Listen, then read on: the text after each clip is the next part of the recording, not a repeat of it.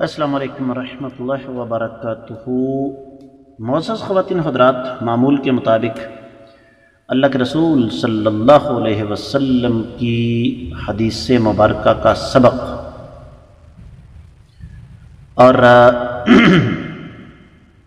حدیث مبارکہ کے سبق میں جس طرح کہ میں اور آپ اچھی طرح جانتے ہیں، مشکات المصابیح سے کتاب الزکوٰۃ ہے، یعنی زکوٰۃ کے مسائل، اور باب ہے صدقے کے فضائل۔ اور جو حدیث مبارکہ آج ہم پڑھ رہے ہیں کتاب میں، اس کا وہ ہے 1905، جبکہ تیسری حدیث ہے باب میں۔ وعنہ قال قال رسول اللہ صلی اللہ علیہ وسلم من انفق زوجین من شیء من الاشیاء فی سبیل اللہ دعی من ابواب الجنة وللجنة ابواب، فمن كان من أهل الصلاة دعي من باب الصلاة، ومن كان من أهل الجهاد دعي من باب الجهاد، ومن كان من أهل الصدقة دعي من باب الصدقة، ومن كان من أهل الصيام دعي من باب الريان. فقال أبو بكر ما على من دعي من تلك الأبواب من ضرورة فهل يدعى أحد من تلك الأبواب كلها؟ قال نعم وأرجو أن تكون منهم. متفق عليه۔ معزز خواتین و حضرات، اتنی عظیم حدیث ہے، اتنی عظیم حدیث ہے کہ اس کی عظمت کو بیان کرنے کے لیے میرے پاس الفاظ نہیں ہیں، اور ترجمہ ہی ہوگا، اس کی وضاحت کرنے کی ضرورت ہی نہیں۔ سیدنا ابو ہریرہ رضی اللہ تعالیٰ عنہ ارشاد فرماتے ہیں کہ آقا علیہ الصلوۃ والسلام نے ارشاد فرمایا، جس شخص نے کسی چیز سے دو چیزیں اللہ کی راہ میں خرچ کی تو اسے جنت کے تمام دروازوں سے بلایا جائے گا، جبکہ جنت کے 8 دروازے ہیں، اور جو شخص کثرت کے ساتھ نوافل ادا کرنے والوں میں سے ہے تو اسے نماز کے دروازے سے بلایا جائے گا، جو شخص کثرت کے ساتھ جہاد فی سبیل اللہ میں مصروف رہا تو اسے جہاد کے دروازے سے بلایا جائے گا، اور جو شخص کثرت کے ساتھ صدقہ و خیرات کرتا رہا تو اللہ تعالیٰ کے حکم سے اسے صدقات کے دروازے سے بلایا جائے گا، اور جو شخص کثرت کے ساتھ روزے رکھتا رہا تو اسے رمضان روزے کے دروازے یعنی ریان سے بلایا جائے گا۔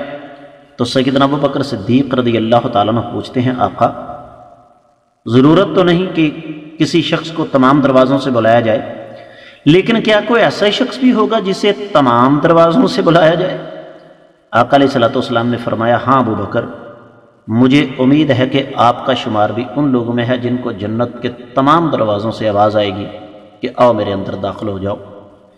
صدقے کی فضیلت تو بیان ہوئی ہے اس حدیث میں، لیکن صدیق کائنات رضی اللہ تعالیٰ عنہ کی عظمت بھی اس حدیث سے ظاہر ہوتی ہے۔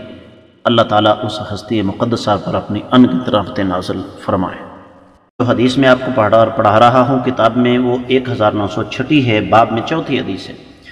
وعنہ قال رسول اللہ صلی اللہ علیہ وسلم من اصبح منکم اليوم صائما فقال ابو بکر انا، قال فمن تبع منکم اليوم جنازة قال ابو بکر انا، قال فمن أتم منكم اليوم مسكينا قال أبو بكر أنا، قال فمن عاد منكم اليوم مريضا قال أبو بكر أنا، فقال رسول الله صلى الله عليه وسلم ما اجتمعنا في امر إلا دخل الجنة، رواہ مسلم۔ حدیث صحیح مسلم میں آ گئی، یقیناً اس کی سند پر کوئی تبصرہ کرنے کی ضرورت نہیں ہے۔ حدیث کے راوی سیدنا ابو ہریرہ رضی اللہ تعالیٰ عنہ ہیں، فرماتے ہیں کہ نبی کریم صلی اللہ علیہ وسلم نے ایک دن سوال کیا کہ میرے صحابہ بتاؤ آج تم میں سے روزہ کس کا ہے؟ سیدنا ابو بکر صدیق رضی اللہ تعالیٰ نے فرمایا میرا۔ فرمایا تم میں سے آج کس نے جنازے کو کندھا دیا، کون جنازے کے پیچھے چلا؟ سیدنا ابو بکر صدیق رضی اللہ تعالیٰ عنہ فرمانے لگے، اللہ کے رسول صلی اللہ علیہ وسلم میں۔ تو فرمایا آج تم میں سے کس نے کسی مسکین کو کھانا کھلایا؟ صدیق کائنات رضی اللہ تعالیٰ نے فرمایا، اللہ کے رسول صلی اللہ علیہ وسلم میں نے۔ پھر آپ نے پوچھا کہ کس نے تم میں سے آج کسی مریض کی عیادت کی؟ تو سیدنا ابو بکر صدیق رضی اللہ تعالیٰ نے فرمایا، اللہ کے رسول صلی اللہ علیہ وسلم میں نے۔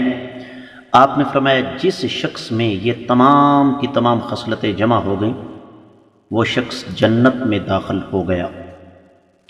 معزز خواتین و حضرات، یہ حدیث اپنی وضاحت خود کر رہی ہے، لیکن اہل علم یہ فرماتے ہیں کہ اس حدیث میں سب سے پہلے تو یہ پتہ چلتا ہے کہ نبی علیہ السلام کو غیب کا علم نہیں تھا، اگر آپ علیہ الصلوۃ والسلام کے پاس غیب کا علم ہوتا تو آپ سوال نہ کرتے، بلکہ باقاعدہ صحابہ کرام کو مطلع کرتے کہ تم میں سے ایک آدمی ایسا ہے میرا صدیق جس نے یہ کام کیا ہے۔ دوسری چیز، صدیق کائنات رضی اللہ تعالیٰ عنہ کو نبوت کی زبان سے جنت کی خوشخبری مل گئی، کسی قسم کا اس میں کوئی شک و شبہ نہیں ہونا چاہیے۔ اور تیسری چیز یہ ہے کہ اس حدیث مبارکہ سے صدقے کی فضیلت بھی ثابت ہوتی ہے کہ صدقہ ان اعمال میں سے ہے جو انسان کو جنت میں لے جاتے ہیں۔ اللہ تعالیٰ سے دعا ہے کہ اللہ تعالیٰ ہمیں سمجھ کر عمل کرنے کی توفیق عطا فرمائے۔